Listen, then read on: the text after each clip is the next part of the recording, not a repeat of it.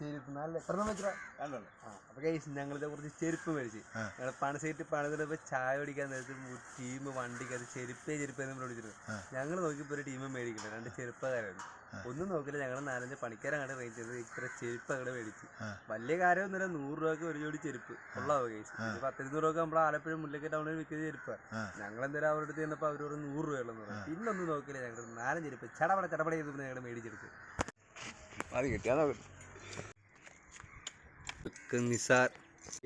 നിസാർ ഒരു കസേരപ്പുറത്ത് പോലും കയറാത്ത എൻ്റെ മുതലാളി ദേ ഏണിപ്പുറത്ത് കയറുന്ന ആങ്കർ ബോൾട്ട് അടിക്കും. അതും 2 കൈയും വിട്ടുണ്ട്. എല്ലാം ഹൈവേ നിറഞ്ഞപ്പോൾ എല്ലാം വെറുതെ വിളിച്ചിട്ട് സൈക്കിൾ വിളിച്ചത് എല്ലാ മുതലാളി എനിക്ക് കാശ് തരുന്നത്.